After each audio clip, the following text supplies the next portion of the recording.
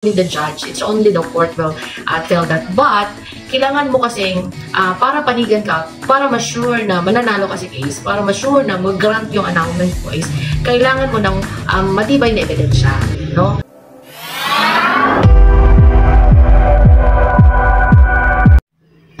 Everyone, welcome to my channel. Kung bago ka pa sa channel na to, this channel features different informative videos about parenting, about child rearing, about health, about education, and about annulment. Kaya please kindly subscribe na po sa channel na to.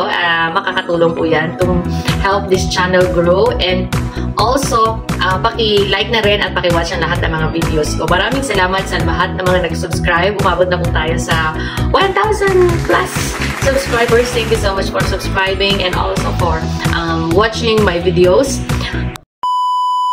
Meron pong mga nagme-message sa akin sa Messenger. Pasensya na po at hindi ko masyadong nakikita kasi yung mga messages na nare-receive ko, lalo na kapag hindi ko friend. Kaya yung mga kung nagtatanong sa akin, comment nyo na lang po yung mga tanong ninyo kasi nababasa ko naman po yan at nasa YouTube studio po lahat ng mga comment na yan, nakasum up na yan per video. So, mas mabilis po para sa akin na makita at mabasa yung mga comment nyo o mga katanungan nyo. Disclaimer lang po, I'm not an attorney by profession. I am a professional teacher. And the content of this video is based on my personal experience. Gusto ko po makatulong sa inyo para po magkaroon kayo ng idea. At for my research na rin. Kaya kung gusto nyo po yung attorney ko, hindi ko po siya binibigay kasi it's a privacy of my attorney. And I have a separate video o kung paano kayo makakapili ng attorney. Panoorin nyo na lang po. Ilalagay ko yung link sa description box.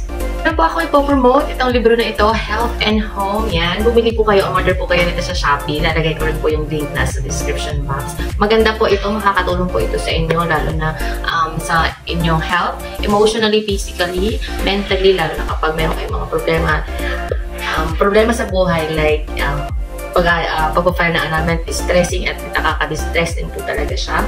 So, you need this book. Mura lang po, avail na. Meron pa po kayong freebies na ibibigay ko.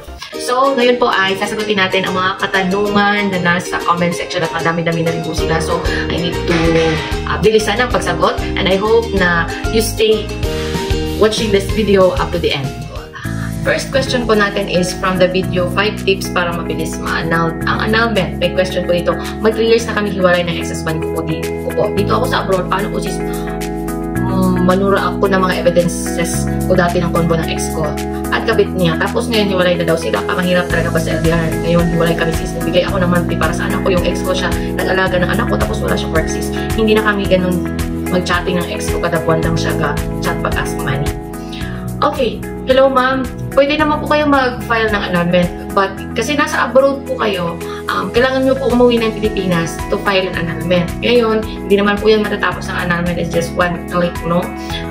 Para kahit bumalik kayo ng ibang bansa, mag-authorize kayo ng representative. Sinong i-authorize mo? Kapatid mo ba?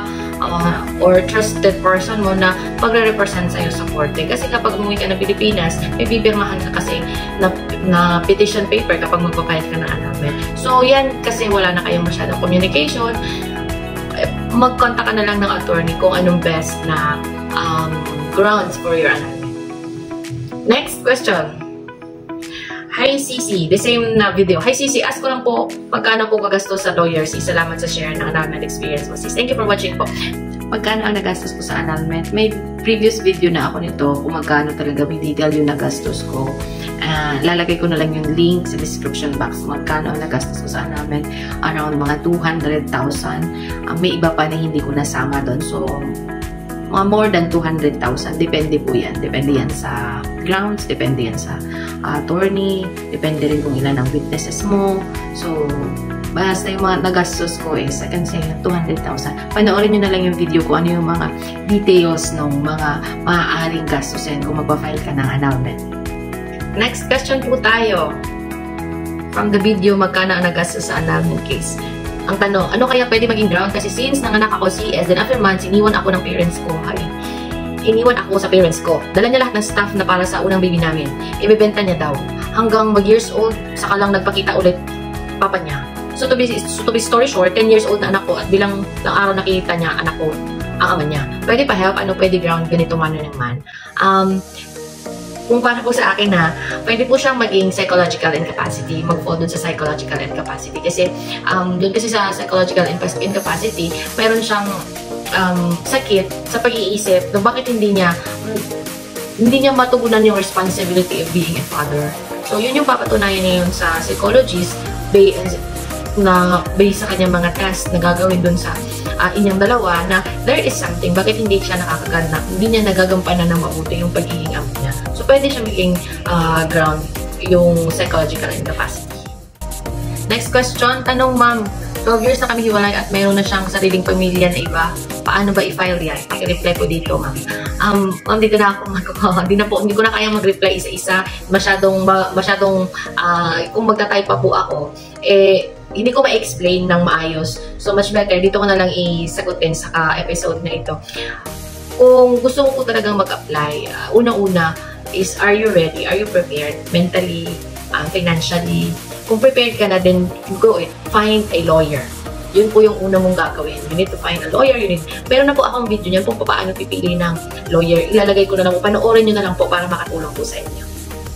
Next case po tayo from the video How to Avoid Libreng Annulment. Good morning. Ask ko lang po, magkano naman po nagastos niyo po? Kasi ako po isang katulong lang din. Yung case ko ay parang ako yung una may mali po. Pero ang tanong ko, kahit ako yung mali, pero sila yung may nakitaan ng ebidensya kasi nagkaanak sila at nagsasama na sila ng kalibin niya. Panigan kaya nito salamat po.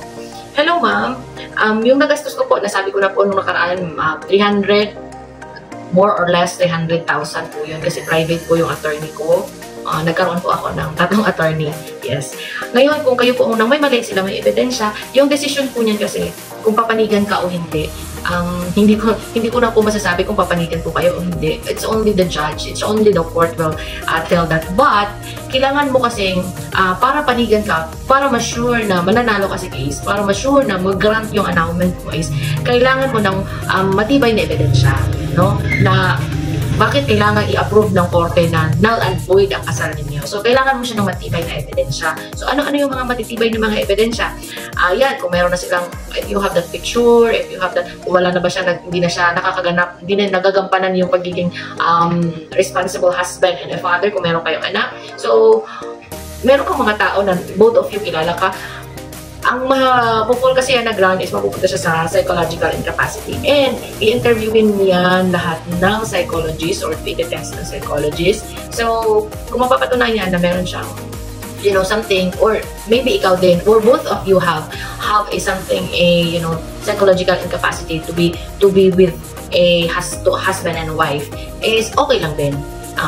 So, depende na po yan sa korte, sa judge ko, na kung i-approve ba niya na magiging walang visa na ang kasal ninyo. So, kailangan mo lang talaga ng mga matibay na ebidensya. Actually, ang attorney, hihingi siya ng mga ebidensya. Hihingi siya ng mga may hihingin sa inyo. Ano bang pwede natin gawing ebidensya? So, makipag-cooperate ka kung anong hihingi ng attorney sa'yo. Next question. From the video, paano pipili ng attorney? Ma'am, saan kayo pwedeng i-PM? Hello po, ma'am. You can PM me on my messenger naman, pero I cannot promise na talagang mababasa ko siya agad. No, mas kung may question ka, much better dito na lang sa comment section kasi pag nag-appear siya sa akin naka-YouTube Studio, so lahat ng mga comments, lahat ng mga tanong, naka-summarize na siya. So mabilis ko siyang nababasa at mabilis ko siyang marireplyan. Through videos, gagawan ko siya ng videos din. So, I will try my best na replyan din nasa messenger, pero I cannot promise din po talaga. Okay, next question na po tayo from the video, How to Avoid Libreng Annulment. Bakit yung sa akin po hindi tinanggap sa PAO? Sabi sa akin hindi sila natanggap ng para sa annulment. Oh, ganito po kasi yan. Yung sa PAO po kasi, magtanong po muna kayo. Mayroon kasi yung PAO na yung pang documents lang.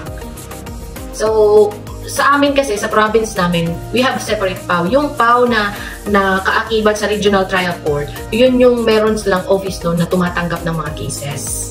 No? So, magtanong ka kung sinong office sa PAO or sinong lawyer ang tumatanggap ng or nag-handle ng mga family cases.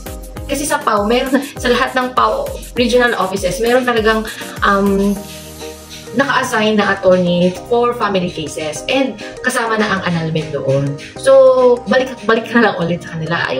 Magtanong ka na lang din kung sino ang pwedeng attorney mag-handle ng mga family cases. So, pagkatapos doon, yan, tsaka ka na sabi mo kung may gusto mong magpaana. Next case po tayo, medyo marami-rami pa po ang ating mga katanungan. Kung hindi ko po mataakos ngayon, next episode na lang po. Panoorin nyo na lang po at meron din kayong matututunan talaga. Okay, from the video, kailangan pa ba ni ex sumarap sa korte? At ito po ang tanong, good morning po ma'am, halimbawa po di siya mag-appeal sa korte, ano po kaya ang mangyayari sa file ko na annulment? Kasi Muslim po ako at siya ay Muslim. At ayaw niya mag-Muslim, so nag-decide po ako, nakipaghiwalay, paano po yan kung ayaw niya mag-attend sa mga hearing? Ano po mangyayari sa annul na file ko sa asawa ko na lalaki? At may mga messages po siya na nagbabanta sa akin at pag mura palagi sa akin, kaya di ko na talaga hindi ko masyado mabasa por mayos. Yung mga, sana binubuo nyo yung words, no, para nababasa ko talaga.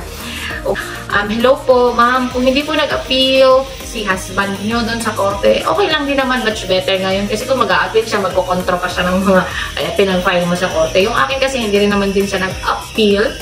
And then, kung Muslim po kayo, do you have a separate judiciary, di ba? Pag mga Muslim. Kung nakapag-file na kayo ng annulment, ipapatuloy nyo lang yan. Anyway, magiging ground din naman yan. Usually kasi talaga psychological incapacity ang mga ground ng mga ganyan, lalo na pag may pagbabanta na, may mga, you know, may mga ganyang pag-uugali hindi na maganda. So sad, nababasa ko yung mga comments nyo, yung mga tanong nyo, yung iba. Natapos na yung annulment nila, and congratulations sa ating tapos na yun. Kung meron po kayong yung mga nakapagtapos na po ng mga annulment, na meron kayong ma-advise din, madadagdag dito sa mga ating sinasagot ko sa kanila, please don't hesitate to share kung ano yung mga journey ninyo, para naman po makatulong po din sa iba na nagbabalak pa na mag-file na annulment. Siyempre, stressful, ganun din po ang nararamdaman nyo noon. At ngayon, tapos na, okay na lahat. So, tulungan nyo naman po itong mga nagtatanong na ito. You can comment, you can reply to their comment po kung ano po yung mga practices at anong ginawa nyo po dun sa annulment nyo. Thank you so much for watching my videos, and I hope na nakatulong po ito sa inyo. At please, don't forget to subscribe, like, and comment kung meron po kayong i-comment, and share na rin itong video na to sa maaaring makatulong po sa kanila ang about annulment question and answer portion. See you next week. Thank you for watching. God bless everybody. Bye!